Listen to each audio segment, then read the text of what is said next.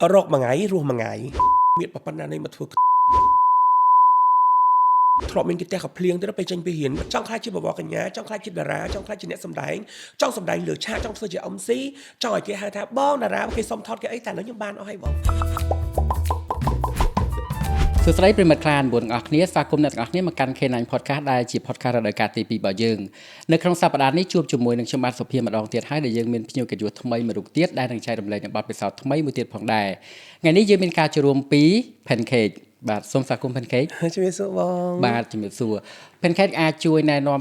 ំខ្លួនទៅកាន់ប្រិមិត្តតិចមកហើយតាមដឹងទៅនេះគឺជាលើកទី1របស់ Pancake ដែលចូលរួមមួយកម្មវិធីខ្លាន9ត្រូវហ៎ចាបងចាជំរាបសួរនាងខ្ញុំ Pancake រាល់ថ្ងៃនេះខ្ញុំជាតារាសម្ដែងពិធីការនីតារាកំ pl ែងក៏ដូចជាតារាបង្ហាញម៉ូដផងដែរ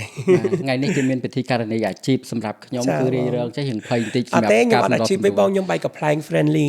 តែបើសិនជាឲ្យផ្លូវការឬក៏ទៅជាលក្ខណៈថារៀង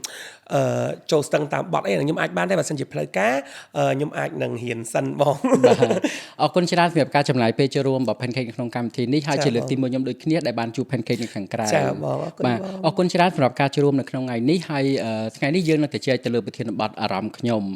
ំដែលយើងនឹងទៅជែកស៊ីជម្រៅច្រើនតាក់ទងទៅនឹងអារម្មណ៍ឬក៏បទពិសោធន៍ខ្លះៗសម្រាប់អ្នកឆ្លាញ់ភេទដូចគ្នានៅក្នុងប្រទេសកម្ពុជារបស់យើងចាបងចាបាទសម្រាប់ Cake ចូលរួមនៅក្នុងវិស័យសិល្បៈយូរមកហើយដែរតាំងពីឆ្នាំណាដែរ Cake ខ្ញុំចូលប្រហែលជាឆ្នាំ2015បង2015ចា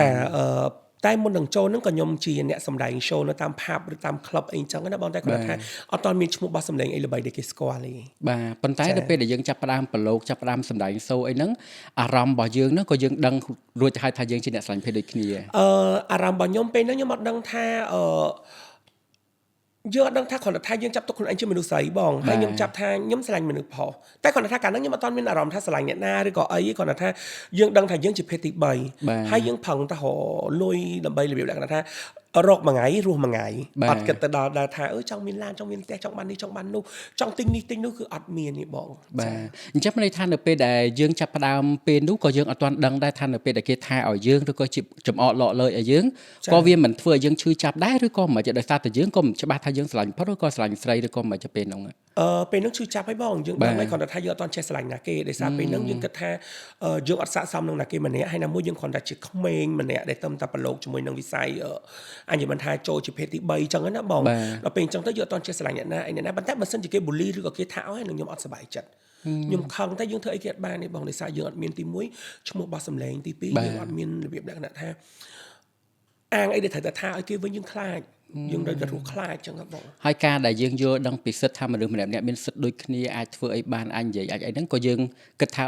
ាទ្រាំសិនទៅពួកអីយើងចេះយើងចោះចឹងណាមានពាក្យអីខ្លះដែលគេថាឲ្យការនោះអាចចាំបានទេគេថាឲ្យមានប៉ុណ្ណានេះមកចេះចឹងពេលដេអីខ្ញុំទទួលរងពាក្យច្រើនខ្លាំងមែនតើបងហើយផុំផោសៃមិនស្អីហើយមកស្អីមកធ្វើច្រកញក់ញក់ដើរចេញហ្នឹងធាក់ឯមួយជើងលើអីចឹងចឹងណាបងហើយធ្លាប់មានគេផ្ទះកាភ្លៀងទៅពេលចេញពីរៀនដើរចូលមកចឹងទៅអ្នកស្ទៀវកន្លែងគេបុកវិញ្ញាណគេផ្ទះកាភ្លៀងគេផ្ទះអីគេពេញហ្នឹងចឹងទៅចាំន័យថាជួបមកច្រើនបងខ្ញុំច្រើនមែនតើរហូតមកដល់ឥឡូវនេះតាមរយៈប្រព័ន្ធផ្សព្វផ្សាយមួយចំនួនតាមមើលទៅដូចជាអ្នកផ្ទះ Pancake ដូចជាអត់អីទេគាត់ទទួលយកបានហើយរីករាយនៅអ្វីដែល Cake មានរាល់ថ្ងៃប៉ុន្តែពីមុនក៏មិនប្រកាសថាគាត់អាចទទួលយកបានដូចឥឡូវដែរឬក៏មិនពីមុនគាត់មិនទៅហាមឃាត់យើងមិនឲ្យធ្វើអញ្ចឹងទេបងតែគាត់ថាគាត់គិតថាបើសិនជាយើងនៅអាចកែកូនយើងបានក៏យើងកែទៅតែបើថាកែទៅមុខមួយទេក៏ជំរុញទៅតាមហ្នឹងទៅបាទប៉ុន្តែអត់ដែលធ្លាប់បានអង្គុយនិយាយគ្នាមួយគាត់ថាខ្ញុំដើរផ្លូវនេះហើយអញ្ចឹងបាច់ខាត់ខ្ញុំទេឬក៏រាំងស្ទះខ្ញុំបងពេលហ្នឹងខ្ញុំរៀនថ្នាក់ទី12ខ្ញុំអត់ចូលប្រឡងទេហើយខ្ញុំគិតថាខ្ញុំអត់ចង់ឲ្យអស់លុយម៉ាក់ច្រើនទៀតក៏ខ្ញុំសម្រេចចិត្តថាខ្ញុំប្រាប់ម៉ាក់ថាម៉ាក់អើយខ្ញុំរៀនលែងចូលហើយខ្ញុំប្រាប់ម៉ាក់ធំមកគឺខ្ញុំភេទទី3ខ្ញុំចង់ទៅធ្វើអ្វីដែលជាការងាររបស់ខ្ញុំអញ្ចឹងក៏ខ្ញុំសុំម៉ាក់ជប់រៀនម៉ាក់ថាគិតច្បាស់លាស់នៅនេះមិនមែនម៉ាក់បញ្ឈប់ឲ្យកូនរៀនទេហើយក៏មិនមែនម៉ាក់ដេញកូនចេញពីផ្ទះដែរខ្ញុំថាខ្ញុំសម្រេចចិត្តហើយម៉ាក់អញ្ចឹងក៏ខ្ញុំចេញពីផ្ទះអញ្ចឹងគាត់ក៏បានផ្ដល់ឱកាសយើងក៏បានទៅជែកជាមួយគាត់ដែរចាបងអញ្ចឹងអាចថាជាវិធីសាស្ត្រមួយដែល Cake នៅតែអាចរក្សាទំនាក់ទំនងជាមួយនឹងឪពុកម្ដាយបានចាបងចង់និយាយថាយើងអាចបង្កើនសមត្ថភាពនៅខាងក្រៅផ្ទះទំនាក់ទំនងក៏យើងនៅតែមានដែរនៅពេលដែលយើងមានការទៅជែកមួយដែលបើកចំហចាបាទប៉ុន្តែ Cake និយាយមិញតម៉ាក់ទេចុះប៉ាប៉ាគឺជាមនុស្សដែល slow បំផុតបងតាមតម៉ាក់ហើយក៏តាមកូនដូចគ្នាគាត់ថាពេលខ្លះប៉ាគាត់ អត់ចង់ឲ្យកូនយើងខ្លាចជាអញ្ចឹងកូនប្រុសព្រោះខ្ញុំបងប្អូនប្រុសទាំង3នាក់អញ្ចឹងវាចម្លែកតែខ្ញុំមួយដល់ពេលអញ្ចឹងទៅប៉ាគាត់អត់ចង់ឲ្យយើងធ្វើអញ្ចឹងតែប៉ាគាត់តែងតែបញ្យល់រហូតកុំធ្វើអញ្ចឹងកូនកុំអីអញ្ចឹងបើសិនជាថ្ងៃណាមួយគាត់និយាយរឿងលឺលើខ្ញុំអញ្ចឹងជប់ឡើងគាត់គេងចិត្តខ្ញុំគាត់ប្រាប់ខ្ញុំអីឲ្យប៉ាសុំទោសប៉ាអញ្ចេះអញ្ចឹងណាបងចាអញ្ចឹងបានពេលដែលខ្ញុំរាល់ថ្ងៃនេះទៅកម្មវិធីអីមួយកន្លែងខ្ញុំឃើញមុខប៉ាខ្ញុំយំហីមានអារម្មណ៍ថាបើទោះបីជាយើងជាអ្នកស្រឡាញ់ភេទដូចគ្នាប៉ុន្តែបើនិយាយពីសង្គមគ្រួសារដូចជាអំណោយផលអាចថាមាននិស្ស័យបនខ្លះដែលយើងអត់រងសម្ពាធផ្លូវចិត្តពីគាត់ណានិស្ស័យបនច្រើនបងខ្ញុំអាចនិយាយបានថាខ្ញុំកើតនៅក្នុងគ្រួសារម្នាក់ដែលអត់មានទេគ្រួសារមធ្យមប៉ុន្តែម៉ាក់ហើយប៉ាគាត់ស្រឡាញ់នឹងថ្នមថែកូនទាំង3នាក់ឲ្យរស់ស្រួលទាំងអត់ដឹងពីទុក្ខលំបាករបស់គាត់ទេបាទអរគុណច្រើនឥឡូវនេះយើងចង់ទៅចែកលម្អិតបន្តិចតាក់ទងទៅនឹងជីវិតនៅក្នុងវិស័យសិល្បៈវិញដោយសារតែការរើសអើងយើងគិតថាបើសិនជាអ្នកធ្វើការគាត់ជួបការរើសអើងនៅកន្លែងធ្វើការទៅបាទជាអ្នករស់ស៊ីមានការរើសអើងនៅកន្លែងរស់ស៊ីទៅប៉ុន្ត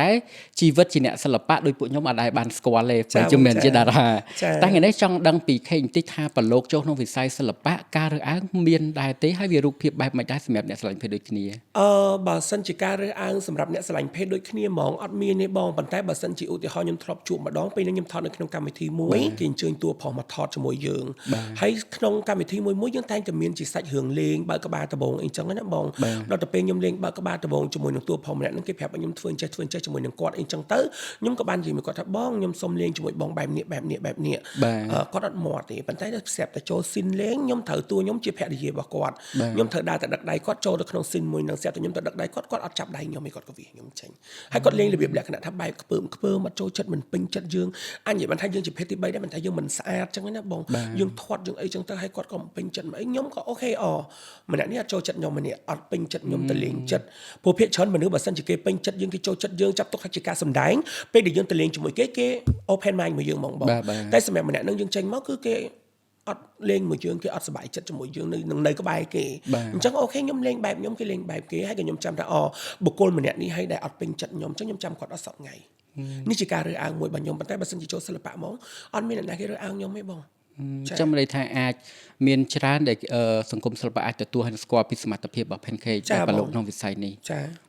ចឹងបានន័យថាវាមិនមែនជារឿងដែលអាក្រក់ទេដែលវាខេកអាចដើរលើវិ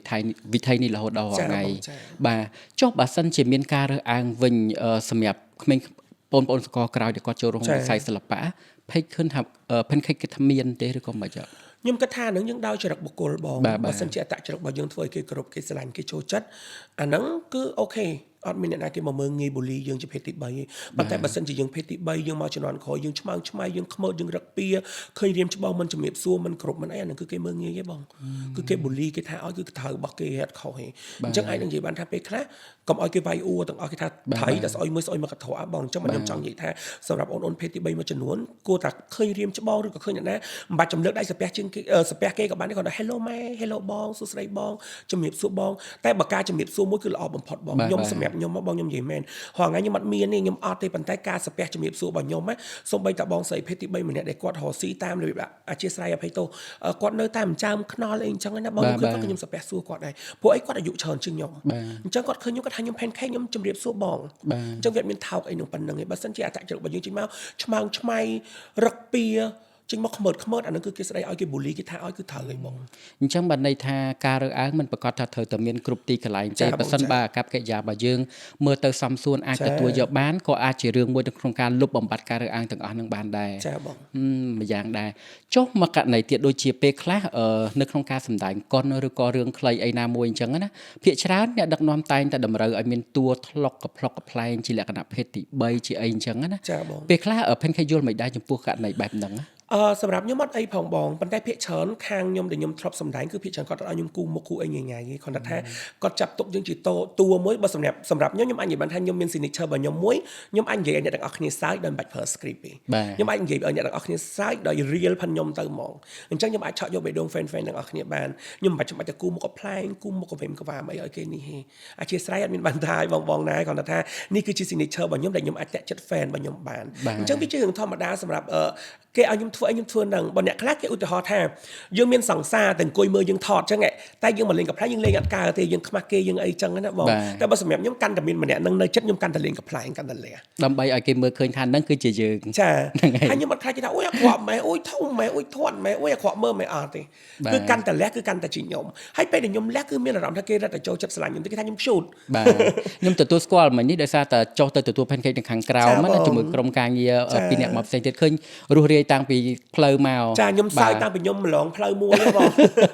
ងខ្ញុំសាពះខុសហ៎បងមានដើមស្វាយដូចគ្នាដល់ពេលទៅសាពះខុសកន្លែងបាទអរគុណច្រើនមិញគេច្រឡំមកផ្លូវប៉ុន្តែយើងក៏អត់យឺតពេកដែរក្នុងការថតបាទអរគុណចូលមកទៀតតាក់ទងទៅនឹងការប្រឡូកនេះប៉ះសិនបើអាកប្បកិរិយារបស់យើងនៅមានកម្រិតឬក៏ពេលខ្លះអត់ចុះចំណោមការរើសអើងវាត្រូវតែកើតមានហើយក៏មិនចាំបាច់តែអ្នកឆ្លាញ់ភេទដូចគ្នាដែរត្រូវអត់នៅក្នុងសង្គមសិល្បៈចាអញ្ចឹងមិនន័យថាបើសិនតែគាត់មិនឆ្លាញ់ភេទដូចគ្នាក៏ដោយប៉ុន្តែបើអាកប្បកិរិយារបស់គាត់មិនចុះសម្រងគេអាចនឹងមានសិទ្ធិនិយាយពីគាត់រើសអើងគាត់ដូចជាមនុស្សធម្មតាមិនថាភេទណាទេបងបើសិនជាអាកប្បកិរិយាគាត់មកអត់សមរម្យគឺគេនៅតែនិយាយអញ្ចឹងខ្ញុំន័យថាវាអាស្រ័យទៅលើអាកប្បកិរិយាអត្តចរិតបាទអញ្ចឹងជារួមមកគឺស្ដាប់មើលទៅរលូនអត់មានជាបញ្ហាអីទេក្នុងដំណើរជីវិតជាសិល្បករនីម្នាក់នៅក្នុងទូនាទីជាអ្នកឆ្លាញ់ភេទដូចគ្នាមួយរូបអញ្ចឹងមានន័យថា Pancake អាចត្រួសត្រាយផ្លូវបានយ៉ាងរលូននៅក្នុងការដើរលើវិថីសិល្បៈហ្នឹងចាបងពិតជាអត់មានអារម្មណ៍ពេលខ្លះអត់សប្បាយចិត្តទេឬក៏មិននៅពេលដែលយើងប្រឡូកចូលក្នុងវិស័យសិល្បៈឧទាហរណ៍ពេលខ្លះពេលថ្ងៃទៅយើងសម្ដែងអញ្ចេះអញ្ចោះគេលេងសើចដាំពាក្យសម្ដែងអញ្ចេះមួយចុះពីរទៅពេលមកកាមេរ៉ាយើងធម្មតាចាបងតែនៅពេលដែលនៅម្នាក់ឯងអារម្មណ៍ហ្នឹងវានៅតែធម្មតាឬក៏ពេលខ្លះយើងអន់ចិត្តនឹងសម្ដីដែលគេលេងសើចយើងដែរមានបងពីមុនខ្ញុំធ្លាប់អន់ចិត្តខ្ញុំអត់ហ៊ានខ្ញុំចូលសិល្បៈដំបូងខ្ញុំធ្វើជាវិធីការនេះដំបូងមានតួខ្លះគាត់មកនិយាយជាមួយយើងគាត់ថាយើងចំរបៀបលេងបល្មែនដល់អញ្ចឹងទៅខ្ញុំស្គប់នៅក្នុង show ហ្នឹងហ្មងបងខ្ញុំអញ្ចឹងខ្ញុំមានអារម្មណ៍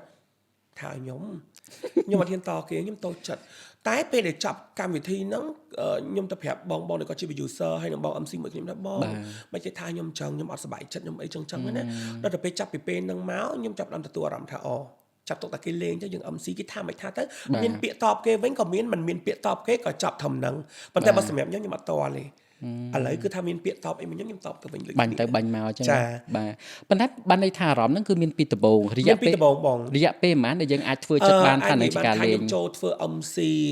season 2បងឥឡូវវាចូលរដូវកាលទី7ហើយអញ្ចឹងខ្ញុំលែងមានរបៀបលក្ខណៈថាអន់ចិត្តអីហើយយើងឆ្អិនអីបងចាអាចស៊ាំចង់ឲ្យរាងកាយរបស់យើងវារឹងមាំគ្រប់គ្រាន់សម្រាប់ការទទួលគ្រាប់ដំបងណាបងឲ្យខ្ញុំធ្វើអីខ្ញុំអត់ចង់ធ្វើឯណាខ្ញុំមានអារម្មណ៍ថាអូយអត់ស្អាតទេមិនមែនជាខ្ញុំទេដល់ពេលយើងភ្លេចគិតថាវាមិនមែនជាយើងមិនតាមពិត signature ហ្នឹងគឺជាផាន់យើងហីអញ្ចឹងធ្វើអីត្រូវតែក្តោបឱកាសហ្នឹងមកហើយខ្ញុំអរគុណដល់បងគាត់រៀប script user បងក៏រៀប script ចេញមកគឺស៊ីមួយខ្ញុំហ្មងគាត់ដឹងថាតួអង្គរបស់ខ្ញុំត្រូវលេងមិនអីមិនអញ្ចឹងខ្ញុំចាប់ផ្ដើមស្វែងយល់ទៅខ្ញុំថ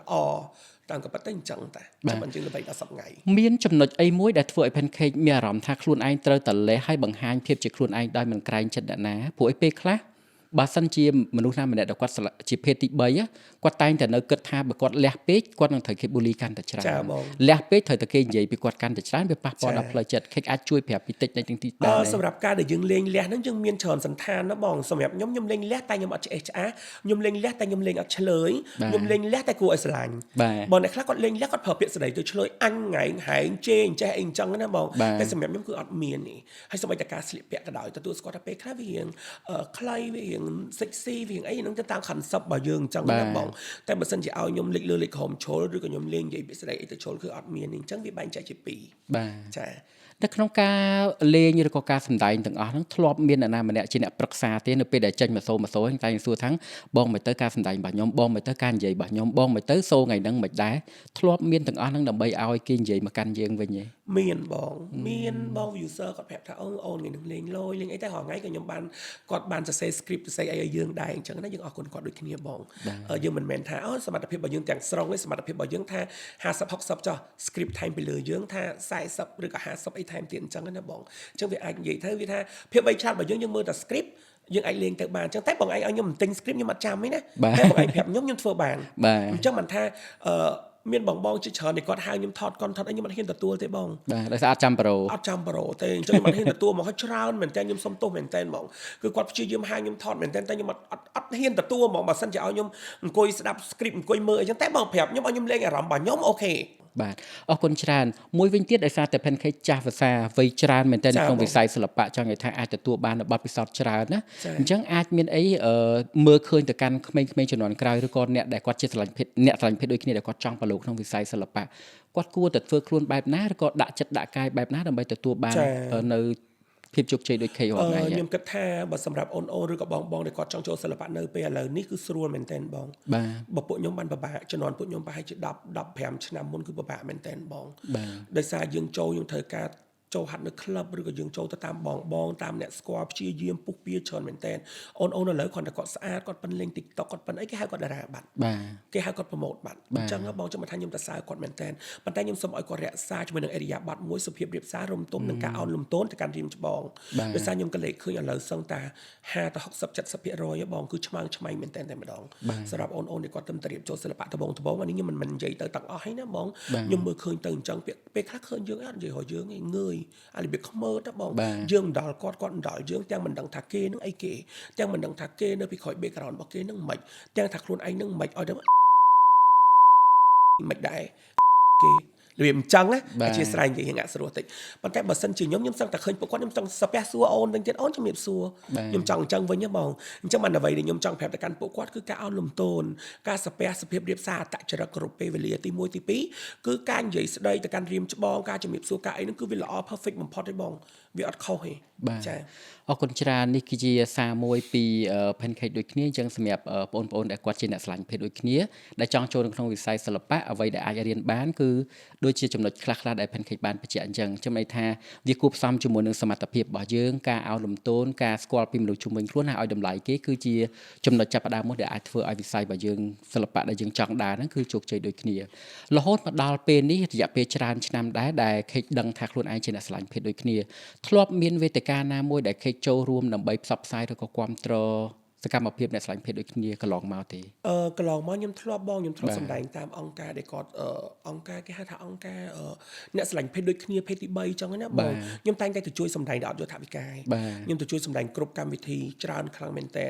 ហើយយើងបាននិយាយកំ pl ែងសម្ដែងអំពីការលំបាត់ការហៅអង្គភេទដូចគ្នាក៏ដូចជាច្រើនទៀតដែលខ្ញុំធ្លាប់ជួយបងហើយមួយទៀតនោះឥឡូវនេះខ្ញុំចូលប្រកួតជាមួយនឹងកម្មវិធី Miss Queen Cambodia ទៀតដើម្បីខ្ញុំចង់បើកបង្ហាញឲ្យគេឃើញថាលុបបំបាត់ការរើសអើងរូបរាងកាយក៏ដូចជាពណ៌សម្បុរជាពិសេសនោះសម្រាប់អ្នកដែលគាត់បាក់ទឹកចិត្តអញ្ចឹងខ្ញុំមានន័យថាខ្ញុំអាចចូលទៅដល់កម្មវិធីមួយនេះខ្ញុំអាចបើកបង្ហាញគេដឹងថាអ្នកស្រឡាញ់ភេទដូចគ្នាមិនការរើសអើងភេទពណ៌សម្បុរមិនអីមិនខ្ញុំអាចជួយបានច្រើនជាងនឹងបងបាទត្រង់ចំណុចនេះចង់សួរ Cake ដូចគ្នាដែរតាក់ទងទៅនឹងការប្រកួតបានន័យថាមានឈុតឆាកខ្លះឬក៏កន្លែងខ្លះយើងត្រូវតែបង្ហាញរូបរាងរបស់យើងតែម្ដងមានអ្វីដែលជាទំនុកចិត្តដែលធ្វើឲ្យ Cake អាចចូលរួមប្រកួតនឹងបានបើសម្រាប់ខ្ញុំកម្លាំងចិត្តទី1នោះគឺខ្ញុំចង់សម្រេចបំណងប្រាថ្នារបស់ខ្ញុំពីទូដែលខ្ញុំចង់បានឈរនៅលើឆាកមួយខ្ញុំចង់បង្ហាញថានេះការដើរម៉ូដការអីពេលហ្នឹងខ្ញុំអត់ហ៊ានទេបងដោយសាររូបរាងយើងធាត់យើងធំដល់ពេលអញ្ចឹងទៅខ្ញុំគិតថាមានកម្មវិធីណាគេមកយកមនុស្សធាត់អញ្ចឹងឯងដល់ពេលខ្ញុំឃើញ Miss Queen គេដាក់ពាក្យគេអត់គិតពីរូបរាងឯងខ្ញុំក៏ដាក់ពាក្យចូលទៅហើយខ្ញុំគិតថាខ្ញុំ confident ខ្ញុំក្លាហានខ្ញុំហ៊ានដោយសារអីគេខ្ញុំគិតថាបើសិនជាយើងពាក់កៅអៅចិត្តបែបនេះក៏គេមើលឃើញយើងធំបើសិនជាយើងពាក់ bikini ដូចគេអ្នកស្គាល់ក៏គេមើលឃើញយើងធំអញ្ចឹងយើងបង្ហាញទៅបងតាម concept នីមួយៗដែលគេឲ្យខ្ញុំមកគឺខ្ញុំអត់ញ៉ាអីបាទខាងគាត់អ្នកស្ទូចស្លៀកអីខ្ញុំស្លៀកនឹងបានដូចគ្នាប៉ុន្តែមានគិតទេថានឹងមានភ្លើងមានផ្សែងតាមរយៈការ comment លើបណ្ដាញសង្គមពីអ្វីដែលយើងបង្ហាញហ្នឹងខ្ញុំគិតថាមានប៉ុន្តែឥឡូវអត់មានបងមិនចឹងទៅជាមានគេស្រឡាញ់ចូលចិត្តយើងកាន់តែច្រើនជាងមុនគេថាយើងហ៊ានគេថាយើងគេថាអូយបងប៉ាកែបងពិតជាមានភាព confident លើខ្លួនឯងបងចង់ខ្ញុំចង់និយាយប្រាប់ទៅកាន់បងទាំងអស់គ្នាដែលគាត់អត់មានការ confident លើខ្លួនឯងកុំបំបាក់ទឹកចិត្តខ្លួនឯងមានតែយើងឯងកុំស្ដាប់សម្ដីអ្នកដទៃបើសិនជាយើងមើលឃើញខ្លួនយើងស្អាតទេគឺស្អាតឯងកុំខ្វល់ថាហែងធំស្អីអញ្ចឹងអញ្ចឹងការយើងសម្រេចបំណងប្រាថ្នាយើងបានទៅការយើងអាចយកឈ្នះខ្លួនឯងបានទៅអាចថាដោយសារតែភាពរុះរាយនិងប្រជាប្រិយភាពរបស់ Cake នៅខាងក្រៅទេដែលអាចទាញចិត្តពួកគាត់បានព្រោះអីពេលខ្លះខ្ញុំមើលឃើញថាការដែលគាត់ហ៊ាន comment ពាក្យដែលមិនល្អទៅកាន់បុគ្គលណាម្នាក់គឺគាត់ហ៊ានមែនតែនតាមរយៈ comment ហ្នឹងដោយសារមិនចាំបាច់ទៅមុខផ្ទះគេបើកទ្វារជេរគេឥឡូវអាចខាងតាម comment ហ្នឹងគឺជារឿងដែលគាត់អាចហ៊ានធ្វើហ្មងតែហេតុអីបាន Cake អាចឆ្លងកាត់រឿង ទាំងអស់នឹងបាន តាមក៏ប៉ិតមានដែរបងពីដបងណាដែលយើង បាទ មិនតន់សូវមានឈ្មោះបោះសម្លេងល្បីគឺថាមានការវាយប្រហារច្រើនបងធ្វើអី បាទ តិចក៏ខុសធ្វើអីតិចក៏ខុសស្ដីថាអីចឹងណាដល់ពេលស្រាប់តែយើងចាប់ផ្ដើមសាងគេឈ្មោះយើងចាប់ផ្ដើមសាង fan យើងចាប់ផ្ដើមផ្ដល់ក្ដីស្រឡាញ់ទៅឲ្យអ្នកទាំងអស់គ្នាមកគឺគាត់ចាប់ផ្ដើមអាណិតនិងស្រឡាញ់គាត់ស្គាល់ពីយើងបានច្រើនអញ្ចឹងមិនថាដូចខ្ញុំនិយាយអញ្ចឹងបងអត់មានអីក្រៅពីគេឃើញយើងខាងក្រៅទេបងខ្ញុំនិយាយត្រង់ណាដូចជាម្សិលមិញអញ្ចឹងខ្ញុំចោះ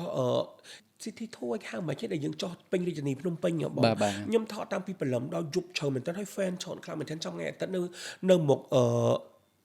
ព្រះបរមរាជវាំងបង បាទ គឺថាទៅជាកន្លែងកំសាន្តមួយដែលគេត្រូវដើរលេងអីចឹងណាបងមាត់ទន្លេយើងហ្នឹង បាទ មាន fan ច្រើនមែនតើគាត់សុំថតខ្ញុំហើយខ្ញុំពាក់បិជុំកែងខ្ពស់មែនតើបងតាំងពីព្រលឹមមកដល់ស្មានហ្នឹងខ្ញុំដូរប្រហែលខ្ទង់ 5 6 ឈុតប៉ុន្តែខ្ញុំនៅតែផ្ដល់ភាពរស់រាយស្នាមញញឹមជូនពួកគាត់ថតឲ្យបានគ្រប់គ្នាទាំងអស់តែម្ដងកម្មវិធីគេចាប់ប្រហែលជាម៉ោង 8ខ្ញុំម៉ោង 7:11 បានខ្ញុំបានមកផ្ទះដោយសារតែខ្ញុំនៅអត់ខ្ញុំអត់ចង់ឲ្យពួកគាត់ឃើញថាអូនបងសុំថតណៃមួយអត់ទេបងអត់ទេខ្ញុំអត់ចង់អញ្ចឹងខ្ញុំនៅតែអូខេបងក្រុមការងារខ្ញុំគាត់តែនិយាយមកគេថាបងគាត់សុំសម្បាឲ្យការងារគេសិនខ្ញុំថាបងកុំធ្វើអញ្ចឹងឲ្យគាត់ថតឲ្យហើយសិនមកខ្ញុំសុខចិត្តសុំអញ្ចឹងវិញអញ្ចឹងបានខ្ញុំទទួលបានការស្រឡាញ់ពីពួកគាត់បានច្រើន តែហត់អត់ ពេលខ្លះវាហត់ដែរប៉ុន្តែខ្ញុំឃើញចឹងខ្ញុំសប្បាយចិត្តវិញព្រោះពីមុនខ្ញុំគាត់តែជាភេទទី3ធម្មតាដែលអត់មានអ្នកណាគេស្គាល់ដែលគេគ្រាន់តែហៅហើយតែងតែចង់ដេញចាប់ក្តីសម័យខ្លួនឯងថាចង់ខ្លាចជាបវរកញ្ញាចង់ខ្លាចជាតារាចង់ខ្លាចជាអ្នកសម្ដែងចង់សម្ដែងលើឆាកចង់ធ្វើជា MC ចង់ឲ្យគេហៅថាបងតារាគេសុំថតគេអីតែឥឡូវខ្ញុំបានអស់ហើយបង បាទ ចា អញ្ចឹងបានន័យថាប្រជាប្រិយភាពដែលយើងកសាងនៅខាងក្រៅក៏អាចជាកម្មជាដើមមួយដែលអាចជួយឲ្យយើងបានរីកចម្រើនហើយការរើសអើងរបស់យើងក៏បានកាត់បន្ថយច្រើនតាមរយៈនេះដែរ បើសិនជាយើងឧទាហរណ៍ថាជួបគេនៅខាងក្រៅយើងអត់និយាយអត់ស្ដីហៅគេឆ្មៅឆ្មៃហឹកពៀគឺគេអត់ចូលចិត្តយើងទេបងគេអត់មកក្បែរយើងទេ បាទ ចា រាល់ថ្ងៃនេះខេកអាចជាគំរូមួយសម្រាប់អ្នកស្រឡាញ់ភេទដូចគ្នាហើយអតិពលនិងសម្លេងរបស់ខេកក៏អាចប្រើប្រាស់បានច្រើនដែរសម្រាប់ការគ្រប់គ្រងពួកគាត់អញ្ចឹងមានន័យថានៅពេលដែលខេកគ្រប់គ្រងទៅលើអ្នកស្រឡាញ់ភេទដូចគ្នាឱកាសដែលមានច្រើនទី1យើងជាអ្នកសិល្បៈទី2អាចប្រើប្រាស់សម្លេងនៅក្នុងបណ្ដាញសង្គមទៀតគឺរឹតតែមានអតិពលក្នុងការគ្រប់គ្រងរបស់ពួកគាត់ក្រៅពីការចូលរួមសម្ដែងជាមួយសកម្មភាពនានានៅអង្គការមួយចំនួនដែល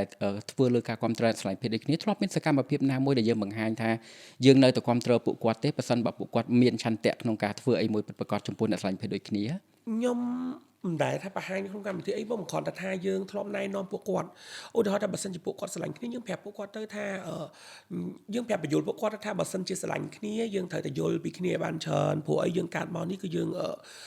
ខុសគេបាត់ហើយអញ្ចឹងបើសិនជាយើងស្រឡាញ់គ្នាយើងអត់ចង់ឲ្យគេមើលងាយយើងអញ្ចឹងណាបងយើងត្រូវការយកចិត្តគ្នា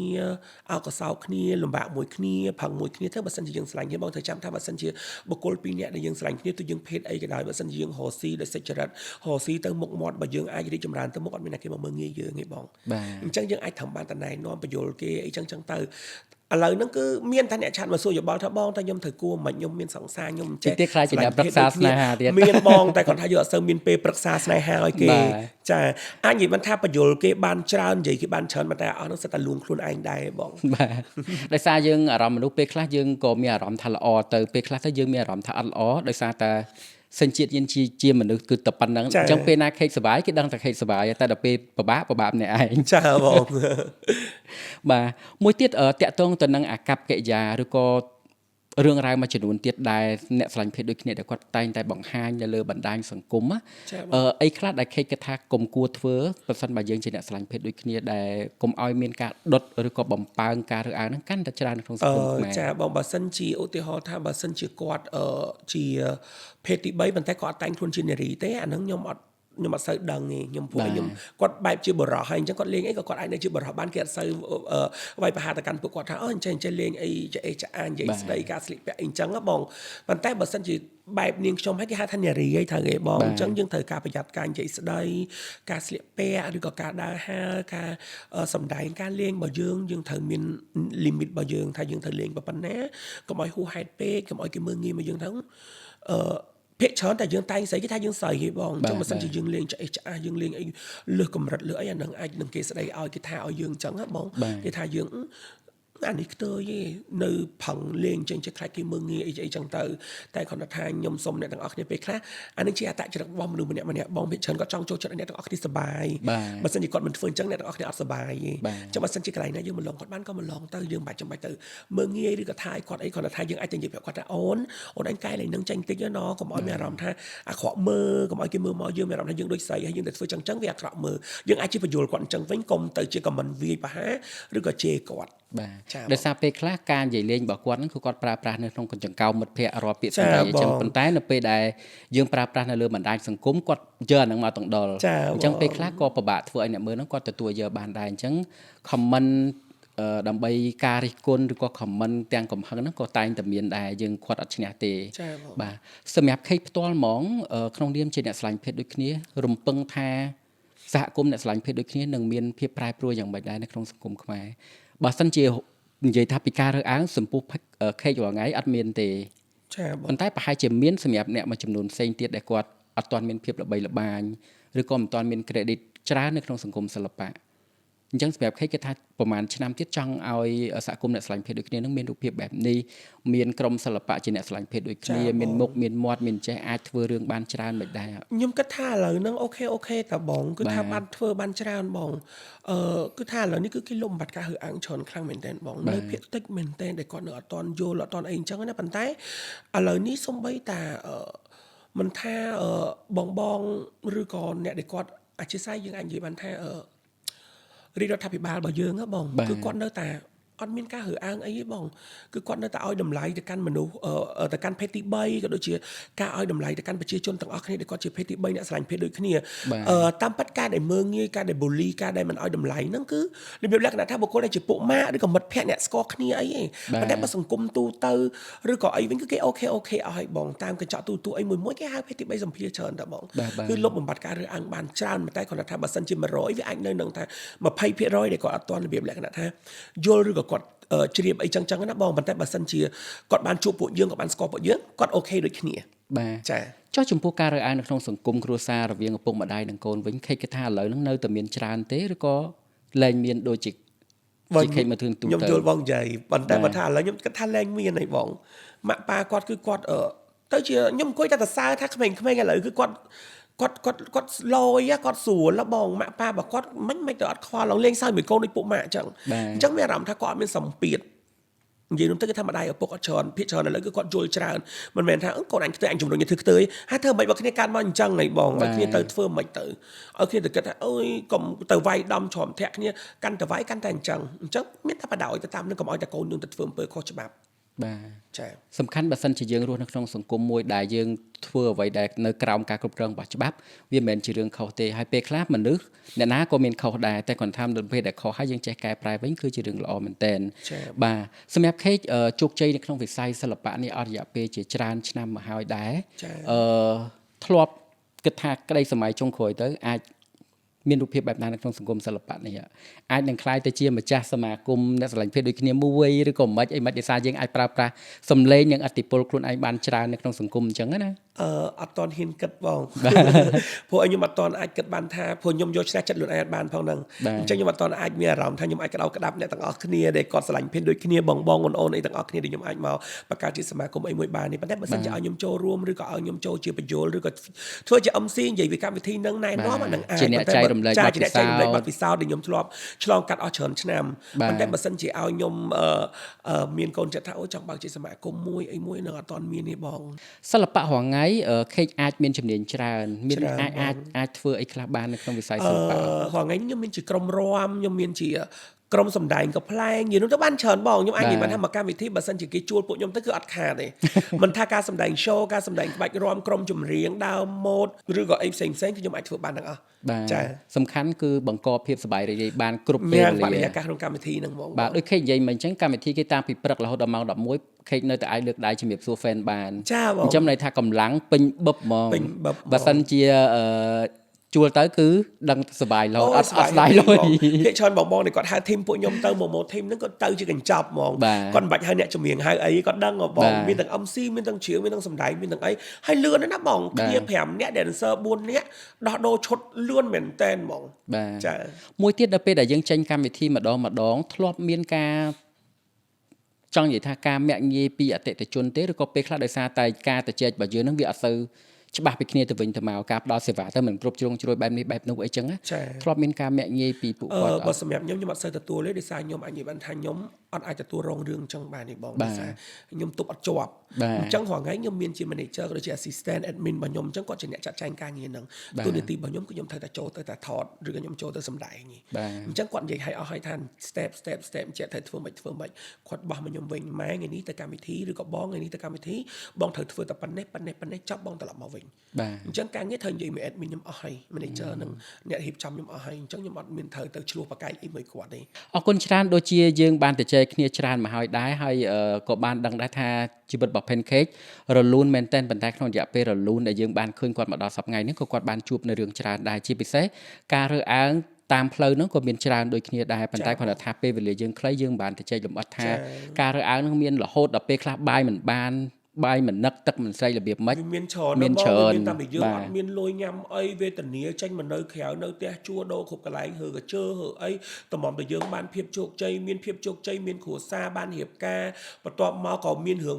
ដែលចូលមករបៀបវិបត្តិសេដ្ឋកិច្ចគ្រួសារយើងក៏យើងត្រូវលែងលះគ្នាបាត់បង់អ្វីគ្រប់យ៉ាងធ្លាក់អត់មានអីវិញទៀតគេមើងងាយគេប៊ូលីតម្រាំតែបានមកដល់សប្តាហ៍ថ្ងៃនេះវិញទៀតច្រើនមែនតើបោះតែសេសភៅបានមកក្បាលបងតាមការរៀបរាប់មិញខាងផលិតកម្មពីផលិតកម្មដែលគាត់តាក់ទងមកចង់លេងសាច់រឿងខ្ញុំហ៎បងចាតែពេលហ្នឹងខ្ញុំថាអូនបាច់ជឿបងកុំឲ្យប៉ះពាល់គេបាទព្រោះនៅពេលដែលយើងនិយាយសាច់រឿងរបស់យើងត្រូវតែមានបុគ្គលទី3ពាក់ព័ន្ធអូខេអរគុណច្រើនឥឡូវនេះជាចុងក្រោយនៃកម្មវិធីរបស់យើងហើយ Pancake មានអីចង់និយាយទៅកាន់មិត្តយុវវ័យរបស់យើងជាពិសេសសម្រាប់អ្នកដែលស្រឡាញ់ភេទដូចគ្នាតែម្ដងថា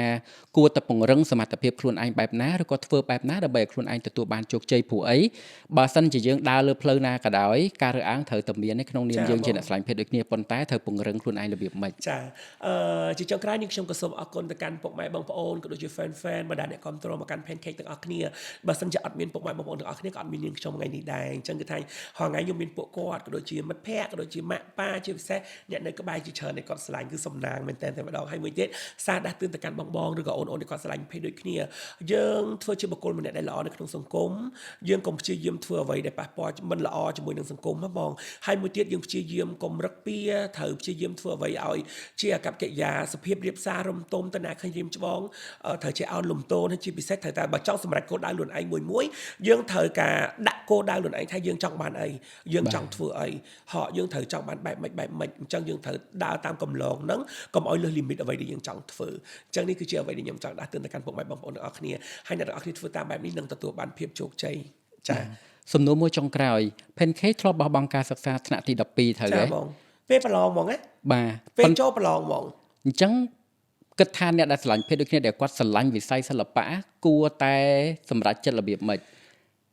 បោះបង់ការសិក្សាឬក៏គួរតែបន្តការសិក្សាបានត្រឹមកម្រិតណាហើយចាំផ្ដាច់ខ្លួនមកប្រឡូកអញនិយាយបានថាការជំនាន់ខ្ញុំហ្នឹងរបៀបលក្ខណៈថាបងយើងឈប់ទី12យើងអាចឈប់រៀនរបៀបថាយើងឈប់ចង់លែងចង់រៀនហើយលែងចង់របៀបថារៀនលែងចូលបានរៀនលែងចូលអីចឹងបាទអារម្មណ៍យើងមកភេទទី3ហ្នឹងបងអញ្ចឹងមានអារម្មណ៍ទៅរៀនទៀតប៉ុន្តែសម្រាប់បច្ចុប្បន្ននេះគឺគាត់សំណាងមែនតើបងគាត់អាចរបៀបលក្ខណៈថាគាត់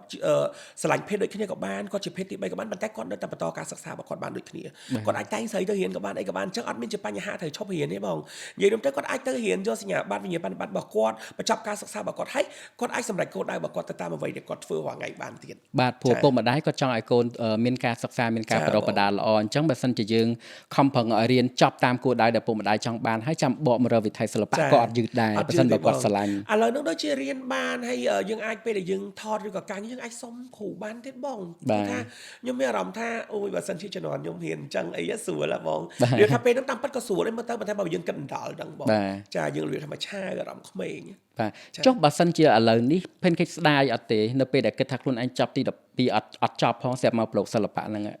អត់ទេបងអត់ស្ដាយទេ